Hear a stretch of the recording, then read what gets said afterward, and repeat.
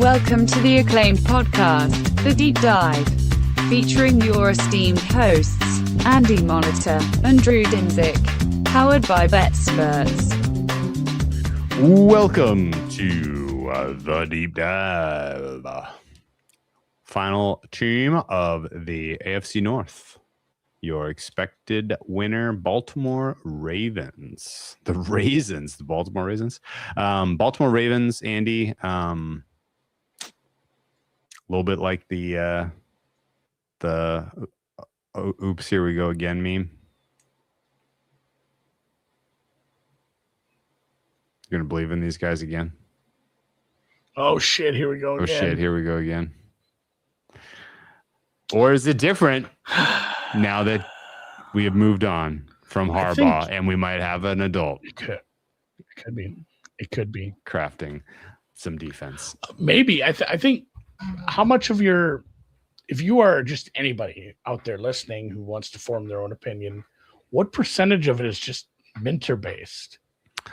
It's like a lot, because it's not like we had a ton of turnover. There's one big addition to the defense. Offense is status quo-ish. I mean, it's big enough. I'm, of course, referring to Matabuke becoming healthy because he didn't get to play much last year. It's true. Big deal. So, I mean, it is a lot of status quo from last year. And we've seen the highest of highs with your quarterback. So I think it really comes down to, did they nail this coaching hire or not? That's your whole thesis for the year. And as I was doing coaching stuff, I mentioned this a couple shows ago, as I was doing coaching aggressiveness. I said, what am I going to do with guys who've never coached as a head coach? How am I going to model them? And I said, it's going to be 70% anchored to a 50th percentile aggressiveness and like 30% anchored to, who did you coach for? Were they a conservative piece of shit? Or, as far as never going for it and not being fun at all? Or were they wacky, wild Dan Campbell who is rolling the dice and 7-Eleven, backdoor little Joe, let's go. So, where I ended up with Minter then, and I don't have a ton of other information about how he's going to be as a leader of men. So I guess, the Declan Doyle thing is maybe more exciting or maybe better to speculate about. It's not a tree, Drew, but it is a sapling. This is the first little sprout, the first leaves of our Ben Johnson tree.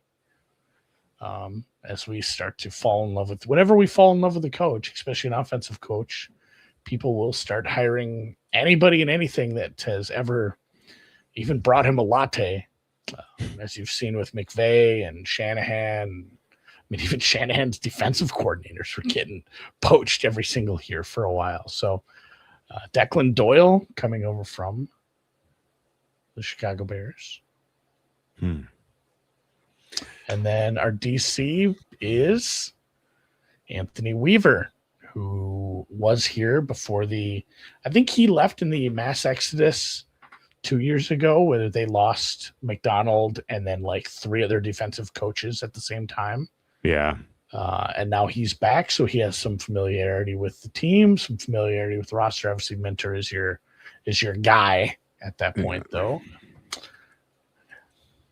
And then not a lot else to say about the coaches, I guess, unless you want to get into the deep part of the coaching roster. No, I just kind of want to. I do have one other thing to say about the coaching roster. Hit it. They did bring in like 4 or 5 guys that have never coached in the NFL.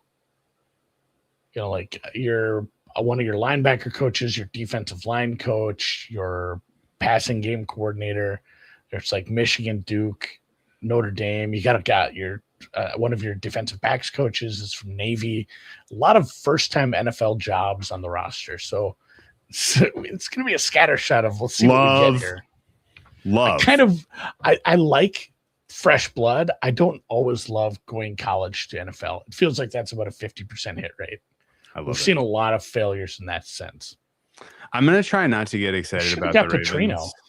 I'm going to try not to get excited about the Ravens this year just because there's been too many years where preseason I was expecting the world and they ultimately found their way out of I was the going to playoffs. say, you've been above this team a few times. Oh, yeah. Well, heading into last season, this was my number one powder rated team with a bullet. I felt pretty high confidence that you're like, okay, well, you have to call life or death pick. What team is making the playoffs? I would have said Ravens and I would have been wrong. I blame Harbaugh. This was a team that by the end of the season was so desperately in need of a regime change. You could smell it. And I blame the injury to Lamar Jackson. I think he played through a pretty meaningful injury last year for most of the season. Didn't talk a lot about it. Didn't really make it part of his narrative because, again, like he represents himself. He's on the, he's on the quieter side of things. And I don't think we ever really got the full story of exactly how turbo fucked he was. I think you look at the data, you can see it very obviously. And so I'm just going to basically go into this 2026 campaign expecting that there is potential for 2024 Lamar to walk out of that tunnel. And there's definitely bigger bands on Lamar than a lot of the other all-time greats that have come through and played this position. His number one, his individual uncertainty because he can, he will call his number and play through injury and play poorly. And number two, because you could, all of a sudden be without him and, be staring down the gun of a Tyler Huntley experience. It makes the uncertainty around the Ravens as far as game by game pretty high. But I do think that among all of the new regimes and among all the regime changes, if you were going to say which one did you look at and admire the most, it was what the Ravens did. Right? If we're going to rank regime changes, Buffalo's felt very lateral. Pittsburgh's was very confusing. Some of the other, kind of, short term, the regime change like in Miami. That was more of a, you got rid of some of the problems, so that was probably a net positive. But what the Ravens did, I thought, moving on from Harbaugh and hiring Minter was the best of the hires. Maybe. I like the guy, but we've seen it time and time again where how often does defensive head coaches work? I would have thought the McDonald's. You have to get the right OC. And in the McDonald hire, they didn't have the right guy the first year, and God bless their hearts, they said, this isn't the right fit. Let's go get a different guy. It turned out to obviously work great. I think the Minter part of it is going to be fine. He's going to coach his defense up. It's probably going to be a good leader. I think I like where he came from. I like that he coached under a Harbaugh, another one. Despite, we just lost to Harbaugh, but we're bringing in more Harbaugh. But yeah, the Declan Doyle stuff is going to matter more because these defensive-minded head coaches, you got to have a good OC kind of minding shop while you're taking care of the knocking heads and running the defense. And if Doyle fails and just doesn't, what he's bringing to the table isn't the right fit for Lamar and the rest of this offense, they probably, they're going to lose this division to like Baltimore or Cincinnati. So I think he matters a lot more, and it'll be interesting to dig in on him a little. I got one more coach I want to talk about because of Minter. They did bring over some staff from Los Angeles, almost said San Diego, excuse me. Both of those have been wrong. He brought some of his staff. They brought in a defensive analyst who was the defensive coordinator for Ball State from 85 to 91. He was the defensive coordinator for Notre Dame when Jerome Bettis was playing on that team. Bryant Young, first-round defensive tackle, he coached up. I got to look at his first name. I forgot it already. One Rick Minter, who has to be quite old, coached under Lou Holtz. So we got the reverse nepotism. We got the God, who was the coach for Tennessee whose dad was there? Callahan. Yeah, we got the Callahan. So we got Minter's dad's in the house. Awesome. He was there in Los Angeles as well. That's awesome. Here's the thing. I understand why there would be a little bit of a hesitation to get in bed with the defensive-minded head coach. And in general, the ones that have instantly succeeded and wowed people and kind of caught the imagination have been cutting-edge offensive minds. I also understand the resistance to be like, we could see it happen again. Lightning could strike twice. Mike McDonald going to Seattle and succeeding in year 2. Might never happen again. Right? Like that might have been one of one. Right. And I get the hesitance to say, like, yeah, this is now the new rubric. Like, you get a guy who can, who understands the defense, he hires a bright offensive mind. The rest is history. I definitely understand the idea of Declan Doyle could be Ryan Grubb to McDonald's, to Minter's McDonald, right? Like that's definitely possible. And this could be a short experiment, but I also think that if you are an offensive coordinator and you are given Lamar Jackson under center as your job, you have been handed one of the most advantageous, deck stacked in your favor situations that exist in football. And I think he's going to be fine. So I would say it's not a bad quarterback. Like, oh man, how many of these, back to the 21 new offensive coordinators, how many of them are coaching up an absolute dog shit quarterback or in a spot that doesn't have a good wide receiver one? You could do a lot worse than landing in Baltimore with a former MVP, say, you got another outside receiver, Derrick Henry, a running back Derrick Henry in his prime, still in his prime. Here's the thing, man. Buying the stock on Jesse Minter, buying it. He is your coach of the year. I know that the expectations are high and it's tough to exceed expectations and win that award, but I'm telling you that he is perfectly set up to succeed with this team.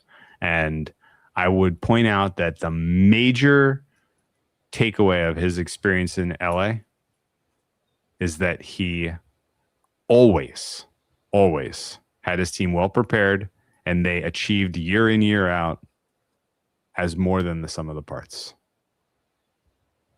That Chargers team was consistently DVOA, EPA per play, you name it. They were at the top of the pile, despite the fact that they really only had Derwin James and Khalil Mack as standout players. Everybody else was, kind of low draft stock, came out of nowhere, coached up, just kind of was consistently in the right place at the right time because of the scheme of the defense. Like, I absolutely think that that Minter will, with a player like Roquan Smith in the linebacking core, with a player like Kyle Hamilton in the secondary, and Madubuike back on the D line, like, he's got anchors at all three levels. He's going to succeed with this defense. He's going to be your coach. Yeah, I have a lot more confidence in the defense than I do in just Declan Doyle stepping in and being it. Zelensky, I don't know that Drew has seen the Odyssey. I feel like he knows the story, though. The movie in my mind was always going to be better than the movie on the screen. So I haven't made the effort to get there yet. I went and saw it in IMAX. Like, it was stunning. Obviously, Nolan's great. My kid has become interested in Nolan movies, so I showed her Inception. She was very mad that they cut to black with the top still spinning at the end. Spoiler alert. She was like, "What?" I'm like, "It's sometimes a movie is ambiguous at the end. They can't all be Disney movies, darling." I do have one red flag on Declan Doyle. We'll move off of Minter because I think we can. Let's agree. I think Minter will succeed as a defense at running this defense. He has the parts. He has the knowledge. He has the pedigree. He'll be fine. This defense is going to be okay. Declan Doyle is the son of. Do you remember the most fun coaching tenure in Jacksonville Jaguars history? The Urban Meyer. Oh, yeah, sure. Do you remember when they hired that strength and conditioning coach from Iowa? Oh, and yeah. He resigned like 2 days later because it's like, hey, there's all of these reports that you were like super racist, and you were also like bullying players to the point where there's complaints, and then he's like, all right, I gotta just resign because like this is like gonna turn into a whole fucking thing. That's Declan Doyle's dad. Oh, first chick in the armor, Ted. How do you get that's a weird. A strength and conditioning coach should beget another meathead, but instead your son, I'm just imagining little Declan Doyle with glasses and a nerd, and his dad's mad about it because he wants him to be pumping iron, and instead Declan is studying, you know, Air Coryell and studying some of these old, you know, like looking at the Walsh tapes, learning the West Coast offense as like a little boy. And yes, he did get to he did get to coach with Ben Johnson a little, and he had to be a part of that. I mean, he was part of the big turnaround there in Chicago. Chicago. So he was there under Ben Johnson, but he was also part of the Sean Payton tree. So he's had some decent tutors along the line. And I mean, everything I've read about him, because he wasn't actually the offensive coordinator. It was a Ben Johnson product. You got to figure out what he's going to bring. And a lot of the stuff that the staff writers and the camp guys are saying, it's a lot of motion and play action stuff that fits Lamar. Obviously the Bears use pre-snap motion a ton.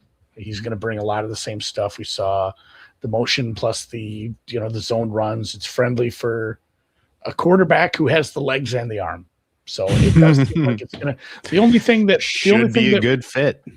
Yeah, the only thing that pushed back is he was, part of a Denver team and where he was a tight end personnel scheme guy, and we'll see what we get out of the tight ends if he wants to run a lot of 12 and 13. But it seems like it should be a decent fit, and you have other veterans on this offensive. On this offensive staff, Dwayne Ledford on the line, Marcus Brady as your passing game coordinator. There's guys who've been around. So he's never called plays in an NFL game. Ben had the play sheet, but we'll see. Maybe it's something that's a little bit of a slow start, because that's such a big jump from I'm helping installing game plan, but when comes Sunday, what does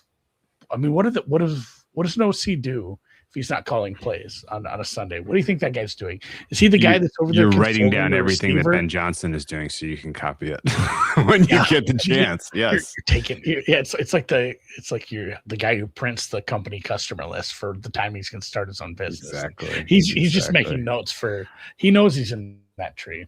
I got to tell you, when Lamar, you Google third system in 4 years for Lamar, that's a negative. He's his own system. When you Google image search Declan Doyle, Andy, yes. He was a dweeb, like big time dweeb. That's good. I think that's a green flag. It's a green flag, and you know what else is a green flag? He's had a glow up, like the facial hair in his Ravens pictures. Like he's grown into the role, I think, to be the guy that manages a good offense in the NFL. And Lamar Jackson is a cheat code, so he kind of can't fail. I really don't think. If Todd Monken can do it, this guy can do it.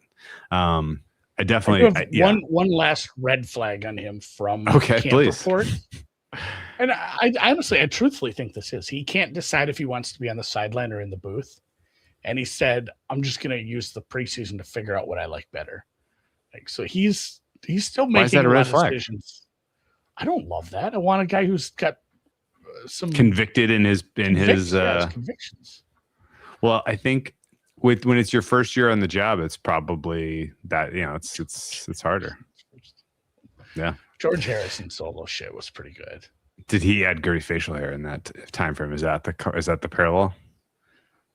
I guess. I don't know if he's referring to Declan Doyle glow up or Declan Doyle as a coach. Okay. Well, he's got a great beard going. He looks much more manly than he looked in his Denver or Chicago stop. So I believe he will be fine. Mostly just I believe Lamar Jackson is going to have a bounce back year because he's healthy. We'll get into some of the stuff as we get to ratings. Let's get into the offseason real quick. I'll run through it pretty quick. They traded for edge Maxx Crosby with Las Vegas, 2 first-round picks. That was voided. Way too much. Failed physical. Way too much. It was good. That was good. Like, hey, it was good. Yeah, it was good because they were going to give him 2 first-round picks for Maxx Crosby, including this last year's first. Yeah, honestly, it was like a day later. Actually, my report says 13 hours later, they signed edge Trey Hendrickson from the division foes, the Cincinnati Bengals. I was lukewarm. Probably, it's good, but it's good that they didn't trade all those first-round picks. Free agent additions.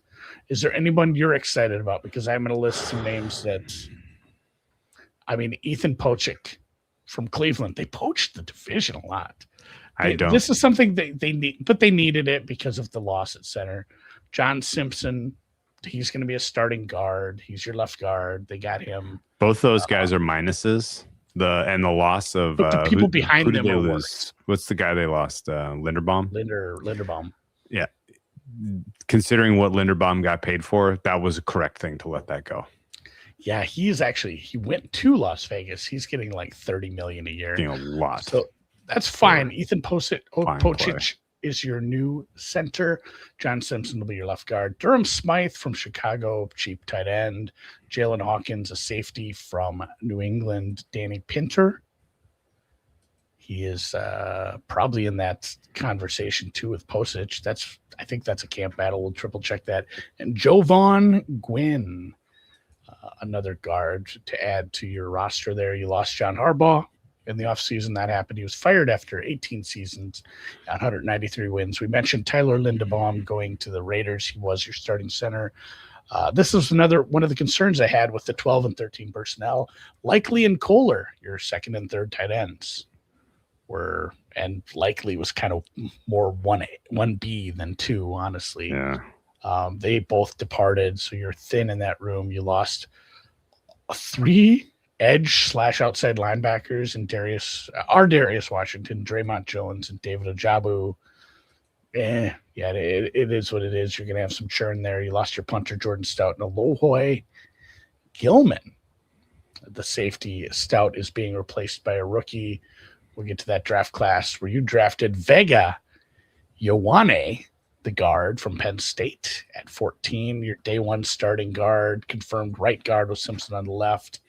He is going to be a go. You drafted an edge from Mizzou, Zion Young. He's kind of going to be in that rotation. I think he's listed on the left side, outside linebacker / edge. He's going to be behind Tavius Robinson / in the mix there with Hendrickson on the other side. And then what do we got? Jacoby Lane. I just seen a tweet about him. He's apparently the star of camp. That's all it said. Jacoby Lane becoming the star of camp. USC wide receiver, big-bodied wide receiver. And my notes mention that because they took another one in Elijah. Mix up my Bible names. Elijah Surratt from Indiana. If you remember that team, that was a pretty good team last year, especially offensively. This kind of was a horseshit team in the red zone. And these guys aren't starters, but they're booking for that 3rd, 4th, 5th spot. Wouldn't kill you to have some big body wide receivers down in the red zone. Matt Hibner, tight end from SMU, tight end from Alabama, and Josh Cuevas. So there's your tight end replacements in the 4th and 5th round. And then some depth at corner, running back. The punter, as I mentioned, we got a punter in the draft after losing yours, and a defensive tackle and a guard in the 7th round. So good draft. You got a starting lineman. You got an edge. You got an edge that's going to be, you were drafting in the middle of the first. You got a guy that's going to start in your offensive line. You got an edge that's going to contribute. And you got some wide receivers and tight ends that are going to be on the back end. And we ding a lot of teams for not having good depth. If any of those guys work out in the receiving room, it's just another feather in the cap of probably already a strength on this team. Okay. I'm not really. I don't know. I didn't really. It's like a C+ B- kind of draft because what are we going to do? Yes. I guess the one thing is you're not going to have a lot of swings that early if you're the Ravens, and to take a guard was a little bit of a we're really feeling that good about our roster. We're going to take a guard with our first top 15, maybe our only top 15 pick in a decade. So yeah, I was a little on that, but he can plug and play, which is huge. Otherwise, I thought their offseason roster management was pretty meh. They avoided the big mistake, as you kind of, I think, pointed out correctly, which was incidentally trading way too much for Maxx Crosby. I think here's the thought, though. Ready? The most important thing by far that happened with this team and this roster in the offseason is guys got healthy. Lamar Jackson had an opportunity to get healthy. He didn't put him through a ringer of, kind of another playoff run. Matabuke is back, which was not that I had at maybe like 20-80, that he was 80% likely to retire, 20% that he was going to make a miraculous recovery. Maybe that doesn't last. I don't know. But that it's been like 5 days since he's been off the pup, man. We'll see. Yeah. Here's the last kind of key question and point. Is Roquan Smith cooked? Is he toast? No, but he is not what he once was. Why did he suck so bad last year? Losing Matabuke wasn't great, and that defense around him struggled at times. I feel like Humphrey played plenty. Who else missed time back there? Did Hamilton get dinged up? Hamilton had a good amount of snaps. He was out there for Buchanan blew his knee Hamilton out was fine. Over 1,000 snaps for Hamilton last year. So he's coming in at the weak side this year. Roquan Smith had a good coverage rating for me last year. His run defensive grade, I'm just trying to look at what's around him right now. Appallingly low. Like, it was one of the worst of all linebackers who played football, which was so crazy because he was the cheat code for the Ravens defenses that were so good. And he's getting there in age where I'm concerned, because sometimes these linebackers fall off the cliff. Some of them play until they're 38, like Demario Douglas, but sometimes they do hit the wall. I am going into this season with the assumption that Roquan Smith has more all-pro-ish years left and that it is not over. But we are monitoring the situation. Situation's being monitored.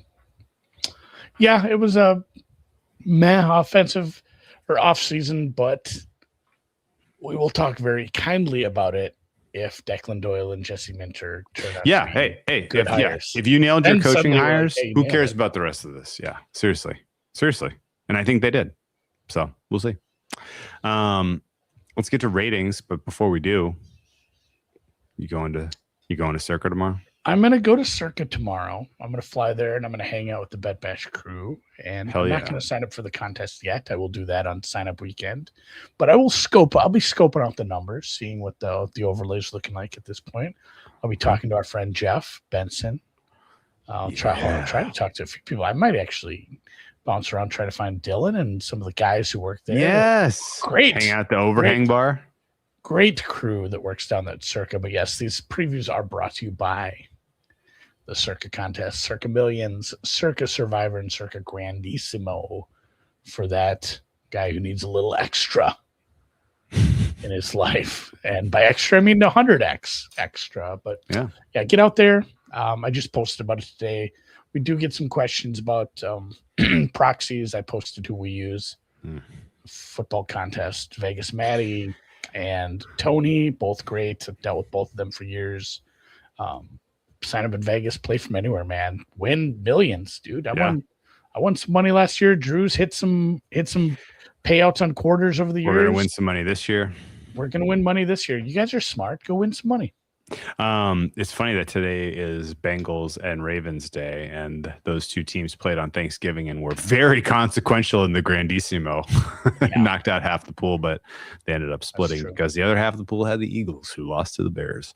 The contests are super fun. I'm excited to go out to Circa. I was asked today, what is your routine when you go to Vegas? And I kind of struggled to remember, but it's certainly open my phone and open Uber and say, do you want to ride to Circa Sports?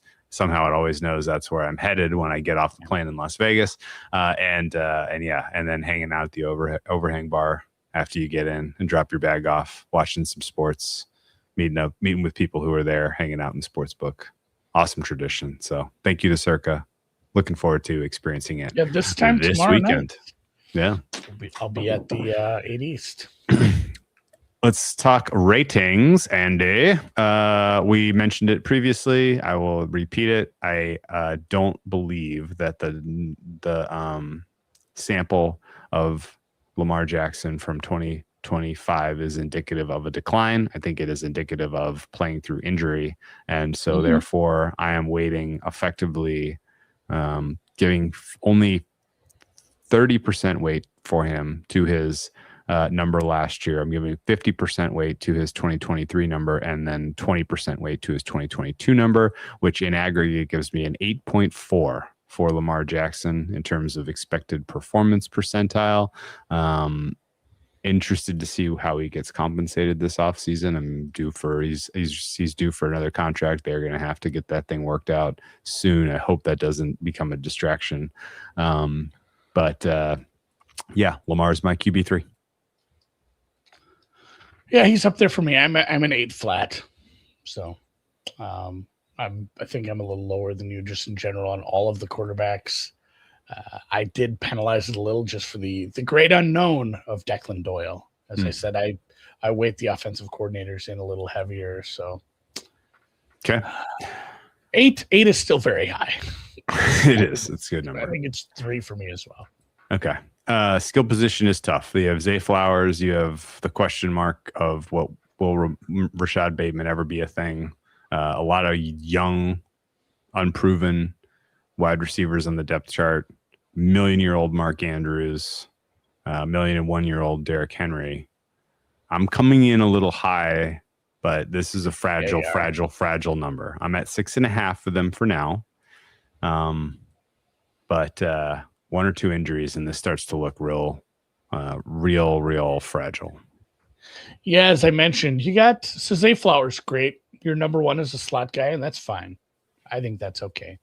Your outside is a little weaker than some teams with, high ends here, but Bateman and Devontae Walker, you could do worse. Bateman is a guy, and then, as we mentioned, we got some of those rookies waiting in the wings behind them. Mark Andrews is your T1, obviously, with the 2 rookies behind him. But yeah, him and Derrick Henry, how much longer can they hold off father time? Obviously, with Derrick Henry, you have a decent backup in Justin Hill, and even have Rasheen Ali. You have some guys who can spell him. It's just, the depth is really unknown stuff outside. Like Justice Hill is your best depth guy, because otherwise it's Elijah Surratt, the rookie, Jacoby Lane, the rookie. Do you know who your slot second listed on the chart is here? It's somebody I've never heard their name before. Is LeJante Wester. No, we can do this with like 25 teams where it's like, hey, here's a guy that's listed that I'm not super sure is actually a real person, but the LeJante Wester, I mean, he's a punt returner too. He is going to be. He was on the team last year. He contributed nothing. Yeah, he was. This is why I do. The name sounds a little familiar. He was on the Buffaloes team with one Shedeur Sanders. He caught that. He caught the big pass against Baylor. Colorado Buffalo. Anyway, depth is the Buffaloes, the Colorado Buffaloes, not Buffalo Bills. Anyway, skill is 5.9 for me. I'm just a little lighter on the depth. And I'm giving it a bump a little because, as I said, I try to build in the part of the quarterback's running game into that as well. Okay. So I would have been even lower without Lamar. Offensive line, again, Lamar tends to elevate the performance numbers from all the guys he plays with, so it's tough to separate that out. That said, I like the tackle situation. I have a positive number for Ronnie Stanley. I have a positive number for Roger Rosengarten. I have a meaningful minus for John Simpson, a meaningful minus for Ethan Pocic, and I'm expecting a small minus to start for Ioane. Altogether, this works out to be my pretty middle of the pack unit. I am at a 5.3, but again, like if this wasn't Lamar Jackson taking snaps from them, I might be a little lower. Yeah, 4.9. for me. I don't have to repeat what you said. A lot of the same stuff. Pocic is coming off an Achilles injury in the middle of the season. He was cleared like 2 weeks ago. I know you have another center on the roster as well, but yeah, outside of it, it's very similar to Cincinnati, where I like your tackles, and that's about as far as I'll go. You might have a plus at center if he's healthy, but yeah, the interior of this line is a bit of a problem. So a little below average for me. Okay. It is A rated for me. It is, I'm looking at my other computer, a 58th percentile offense. I have them behind Cincinnati offensively, which feels a little sacrilege. You are incorrect. This is a 71st percentile offense, third in the NFL. Did I? Oh no, I'm looking at old numbers. I don't have. Yeah. Never mind. I have, for some reason, I have a quarterback number in here that's super low. 6.4. Let me redo this Okay. quick. I'm not even hitting the right keyboard. And take that back. I was going to say, how do I have this? That's really low. Yeah. On par with like the Chiefs. Right. That's kind of how they performed last year. So I guess if Lamar Jackson is still playing through injury, that's where you're going to land. If I put my numbers where they're supposed to be, it's more like a 67th. I find, yeah, that seems reasonable. That's all right. All right. Defense also very difficult. I'm going with a small potential upgrade on performance with these guys because of the Minter effect, and I have to because I'm dinging the Chargers for Minter leaving. Baltimore for me gets a 5.0 for run stop. I will be watching many of the Roquan Smith snaps in the first 4 weeks to gauge his degree of washedness, because the run stop at times last year for the Ravens was really bad, and I'm nervous that that's not something that you solve. It's certainly not something you solve by signing Hutchinson. What's his name? Hendrickson. So yeah, a little concerned about the run stop. Pass rush for me is a 6.1. Mostly because I have a very favorable grade for Matabuke, and Hutchinson does bring Hendrickson does bring an element of plus to that room. Kind of quietly like a decent unit now with Matabuke back in the fold. And then for me, coverage is a 5.8, and that is almost entirely a Kyle Hamilton number. Kyle Hamilton, I think, is one of the least heralded best players in football. And I am honestly like pretty excited to see what he looks like in a Minter defense. Yeah, he's a nice Witherspoon type almost, where it's like this guy is going to be playing 5 different positions today, and he's going to be doing a lot of it really well. And he's a lot of fun. And he's part of my run stop grade. And I know I can't use a ton of my secondary percentage for run stop, but I go game by game, team by team, and some teams are going to need a little more. So I'm a little different. My pass rush is lower. I'm at a 4.2 because of the injury stuff coming in. This will probably go up during camp. Once I see, Matabuke missed 15 games with a neck injury. Like you said, it was an April surgery. He's off the PUP list like 5 days ago, practiced for the first time in 10 months. He had to get cleared by independent spine and cervical specialists. Hate that. What happened to his cervix? That's terrible. They had 30 sacks last year. Okay. 30 sacks that's bad. It was atrocious. It was atrocious. So if I'm grading just off last year, it's like a 2. But obviously, I'm not mad about it. It set up such a good 1-2 punch, betting against the Ravens against the Steelers with the Steelers week 18, and then betting against the Steelers with the Texans in the wild card round. That was such a brilliant setup. Hopefully, we get another one of those this year somehow, some way, somewhere. Okay. Matabuke Kyle Hamilton showing me that he's healthy. Is Kyle Hamilton move the needle for you like he moves the needle for me or not? He's the best defender on this defense. He's better than Matabuke or Hendrickson. Is he a top 10 defender in the NFL? Ooh, top 10 defender overall. It's close. I bet if I went and I should rate everybody. That'd be a fun little exercise. Yeah. I was kind of surprised to see he was number 63. in the NFL top 100. That felt low. Yeah, I mean, Matabuke and Hendrickson are very good, and I think they matter a lot. Roquan Smith, if he can get back to form, still matters a lot to this defense. Marlon Humphrey, quietly still just, hey, do you need 1,000 snaps? I'll give you 1,000 snaps. I'll do it at 2 different positions.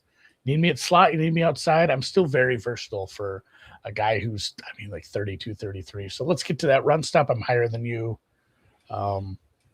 Just because I do have the Roquan Smith tempered a little with some of the injuries around him. I like Travis Jones. I like Matabuke. I think he comes up a little higher if I have him healthy. I like Washington, and I like Kyle Hamilton playing downhill.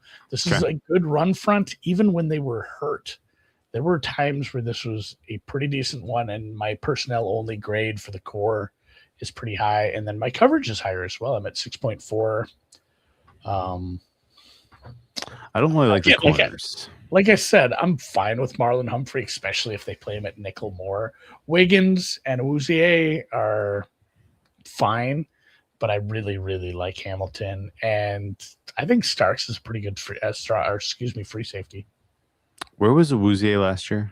He was here. He was here. He re-signed. Yeah, I had to re-sign him. I gave him a thumbs down. Last year he was minus for them. Wiggins was a tiny plus. Yeah, I think, and he was, this is his 3rd season. Let's see if he can. Starks was a small minus for them. Who's the nickel?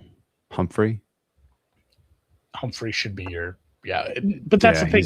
Humphrey will probably give you like 400 snaps outside too. Honestly, they'll move him around a little. This exercise of naming all these guys on the Ravens, Andy. Yeah. Fucking hell, they're old. They are old. Nate this Wiggins is an old team. Nate Wiggins is not, but like there's a lot of guys. There's a lot of guys that were. There's a lot of guys we're adding up into the pot here for the Ravens who have played a lot of football. Like Roquan's not even that old. I think this is his year 29 or 30 year, but he's played so much football. This is quietly a very, very old squad. You're down, which means they're fragile. I'm down on coaching because I don't know any better.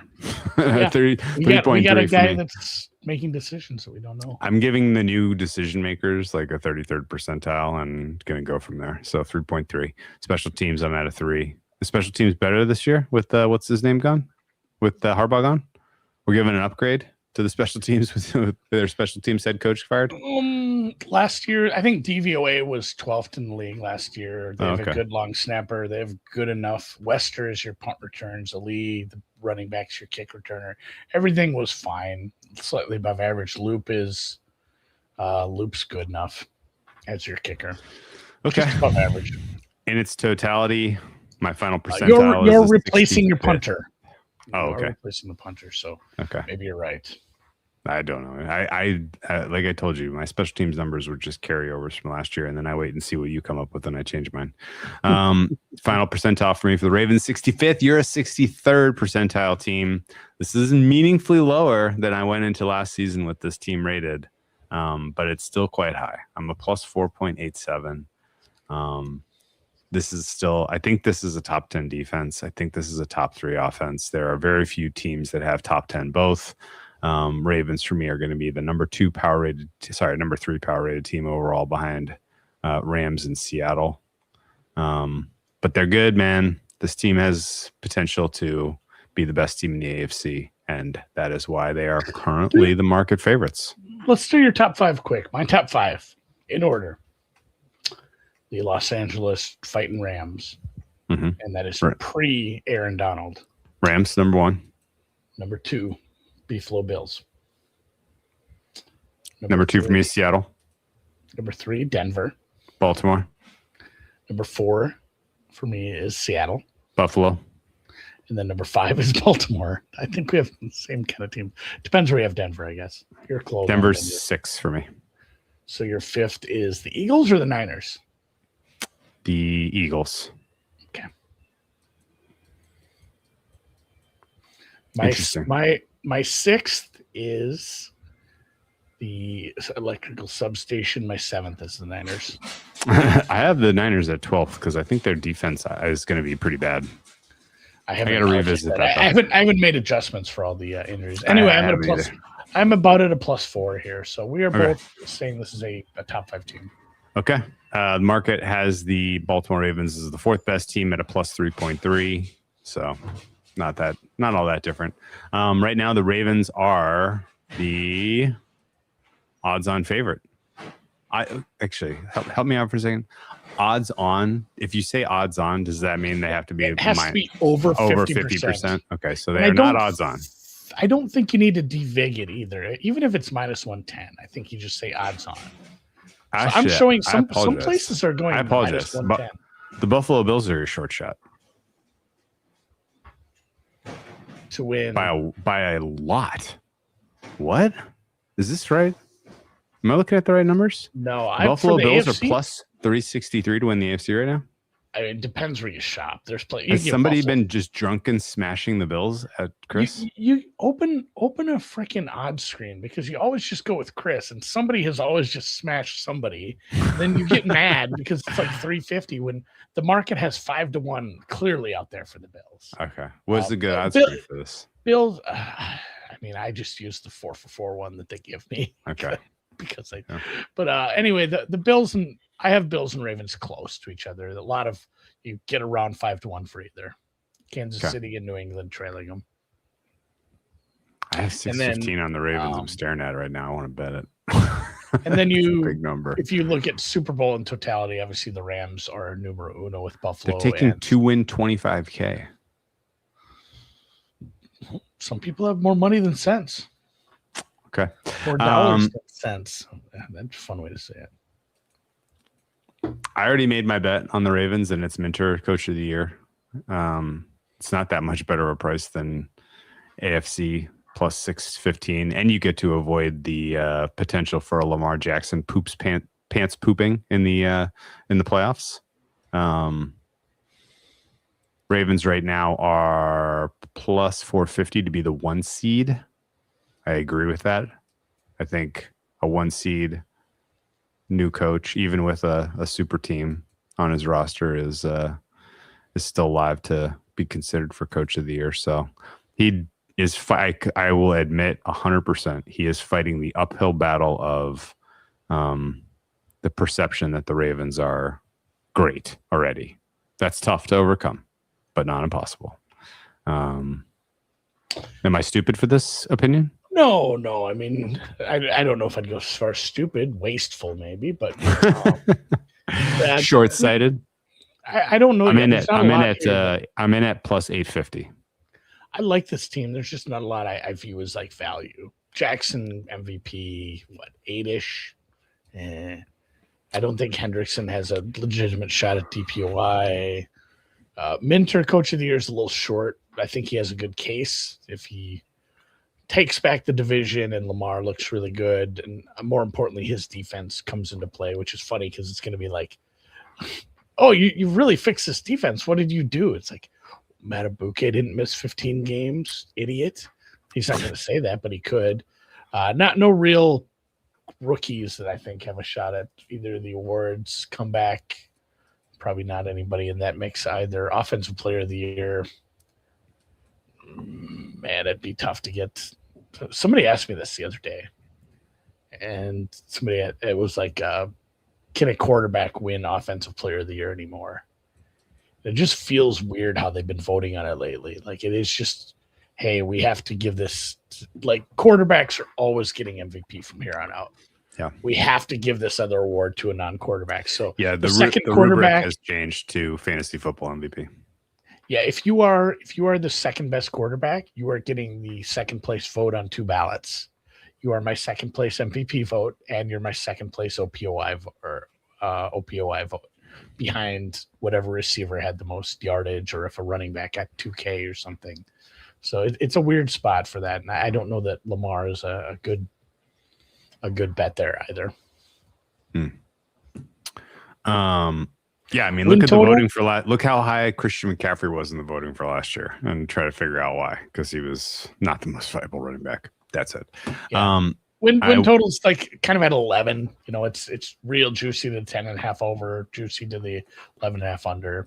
I'm fine with that as well. Okay. We should look at the schedule. Let's do it.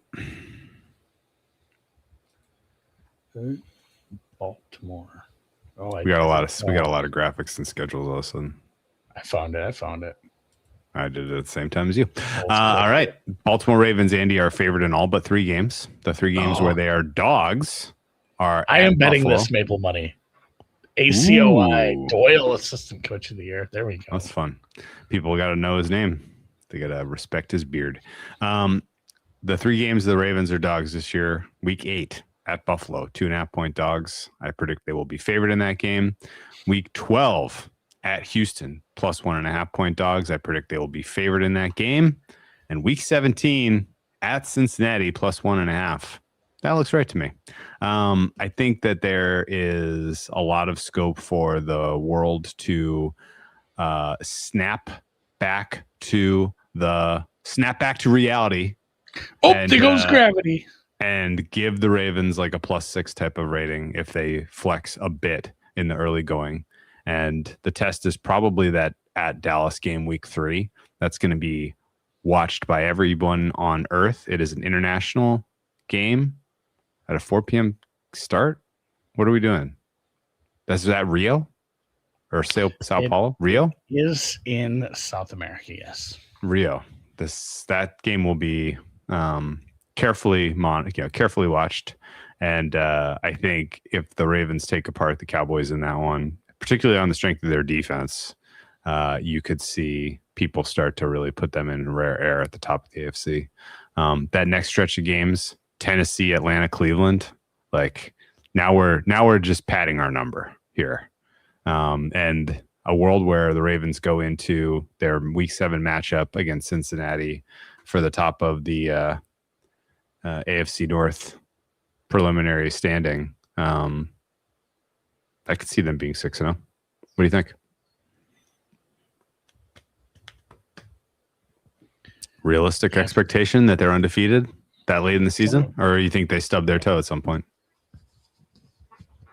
I mean, it says at Dallas, but technically not really, which is nice too. Whenever you see an international game and it says at, that means you didn't lose a home game at least for having to travel somewhere else. So you go indoors at Indy, a team you should beat, New Orleans, international, a team you should beat, division foe. That Cincinnati game, yeah. And then, I mean, it is tough with 2 of the best quarterbacks in the league getting an extra week to prepare for your ass. Not great. We'll really get to see what Minter can put together there. Late bye, but also, did you mention the mini bye? No. The week 9, 10. So you get those 2 teams off by, but then you get the Thursday to Monday spot where you get 11 days in between Jacksonville and the Minter homecoming, the Minter Bowl, John, the Milk Bowl, having to face the Chargers again at home in prime time. Obviously, they had to prep that up a little bit, but yeah, you get the mini bye and then you get your full bye there in week 13, followed by a home game against the Tampa Bay Bucks. And if you look, it is division to close it. I don't know that we've done this yet, where it's 4 straight division games. I don't know that we've had one this year. So it goes at Pittsburgh versus Cleveland, at Cincinnati, and then Pittsburgh again. You get Pittsburgh, both your Rodgers games. You can say farewell to him twice in the last 4 weeks. Thursday night, as we mentioned. You think he's still the quarterback at that point? You don't think it's Drew Lar season? I mean, unless they're resting him and he's already like locked up MVP. I don't know. I'm a big Rodgers guy. I think he's a dipshit, but I'm a big Steelers guy this year, remember? Yeah, I remember. And then as mentioned in the Cincinnati pod less than an hour ago, New Year's Eve, Thursday night football at Cincinnati. Banger. Just a banger. Besides the division. I hope, there's a 20% chance one of these teams is dog shit at this point. A quarterback gets hurt. What was your percent? 20. I'm going to go 20%. 20% chance. I mean, dog shit. Like, this team is out of the playoffs at that point. I think either of these teams has enough resilience. 20% chance we have a Chris Aludicon on Christmas situation. Yeah. So, I mean, I don't don't want to wish that evil upon anybody, but 80% chance we have a really good game, and it might be for the division, which would be a blessing for all of us. So toughish schedule, but not really. The soft spots are really soft. You play, you don't have to play the first place schedule. You still get Houston, Buffalo, and your division though. A lot of winnable games. This looks like 13-4 to me. You do this every year. You fall in love with the Ravens. You're like the 51st dates girl. You just wake up and fall in love with the Ravens. I mean, look at the way that the schedule is sequenced. Like, they're just going to turbo fuck those teams in October, and people are going to be rating this team as like the Rams A 1A 1B by the time we get to Thanksgiving. Yeah, the one seed is going to come down to the 3 road games in division. The Chargers game, and then the Bills Buffalo, game, Houston, and the Houston game. Yeah, because I think maybe the Jacksonville game. I mean, I'm waffling on where I'm going to land on that Jacksonville defense when we get to the AFC South, but could be a fun one. An awful lot of times this team wins 11 or 12 or 10 or 11 games, but then I think their long tail to the over is higher than their long tail to the under, and that would be just completely predicated on injuries. It's like they're too talented to play that poorly. Because you lost one of your best defenders and your quarterback was playing through injury last year. If we have that again, sure, they can win 6-7 games, but even with a couple of tough ones on the schedule, 12-13 games is definitely in the mix. If you made me bet win total, it'd be like 12.5 over here. Yeah, same. What kind of price do you think we can get on that? Like 250. I don't know. I don't think it's going to be that high. 267. 267. Not bad. That's a fun way to get a little exposure to the Ravens kicking ass. Lamar MVP. You know what? Actually, yeah, sorry, good. We have to do a podcast while we're in Las Vegas on the 27th. Yes. And it will not be a podcast like this. It will not be a preview show. Divisional preview. No, it won't be one of these. It has to be a standalone. I think that's more fun to do something unique. And I think if we want to do something topical,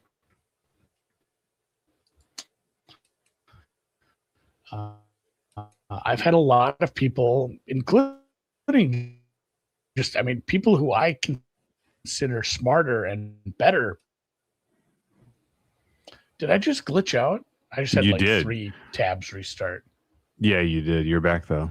Anyway, you've had a lot of people say. I don't know where I left off. You've had a lot of people ask.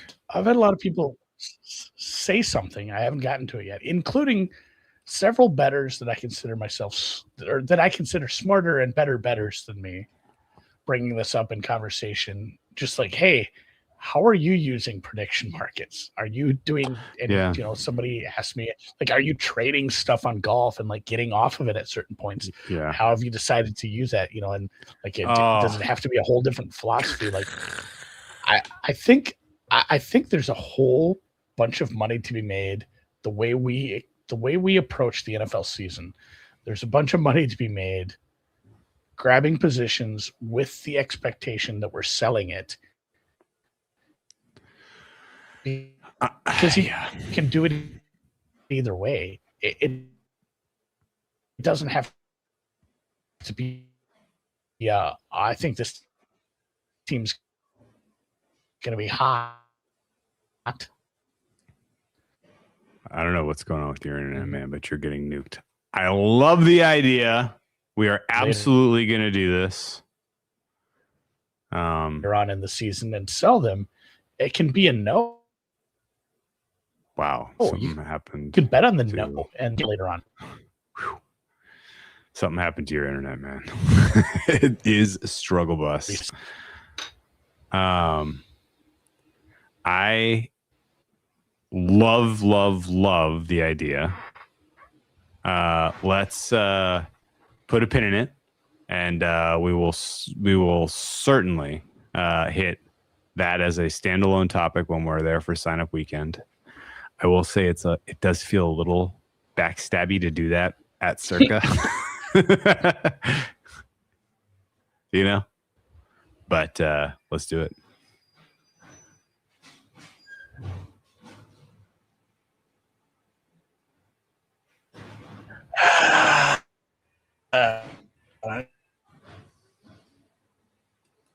I can cut it as well. I gotta go. I don't know what's going on. I'm shutting. I'm sorry, man. All right. You know what your computer's saying? Your computer's saying I need a break. I need a break. Go to Vegas. Have a good time. I don't have when any other tabs open at this point. I closed everything. It's still just fucking. Sorry, man. Well, it's a really good idea. I think everyone who is betting into a futures market this year does need a specific plan for how they're going to manage a portion of their bankroll on prediction markets, because of the 100% uptime in liquidity in awards and futures is invaluable. And the 100% two-way market 100% uptime two-way market is going to be invaluable. And I will tell you right now, I have completely given up. I'm way, way, way up to my waist in prediction market betting at this point. And I have kind of gravitated to a very, very specific strategy. You want to guess? Just not doing it? No. I would say over 80% of the liquidity I put into play has been no bets at 80 cents that should be 100. Like it is picking up 2 dimes on no's is just it's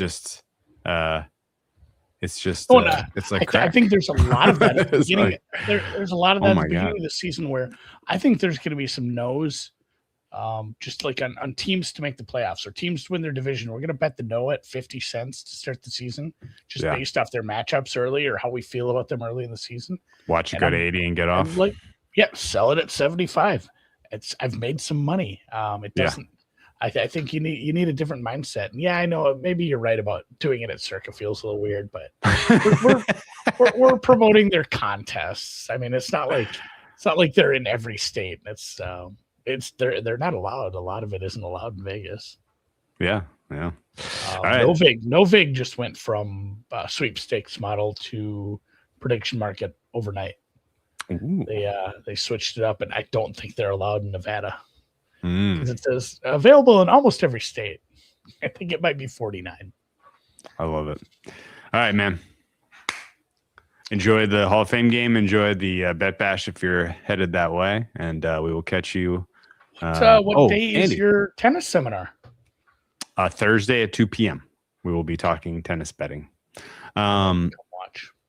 I hope you got a reservation for that seminar because it's full, buddy. I don't understand how, but it's because it's tennis and they put you in the smallest ballroom. Is it? That probably is. I don't it probably know. Is. Being a dick.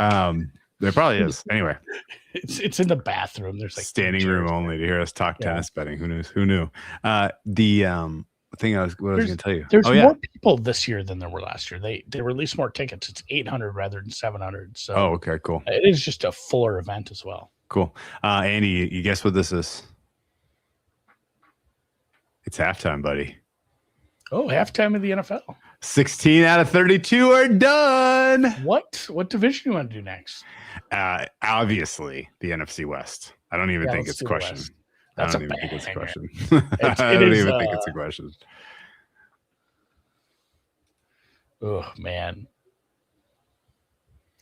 We got to start with the Cardinals. So. Yeah, we'll have some Hall of Fame game John Beck reflections or Carson Beck. We'll have some Hall of Fame Carson Beck.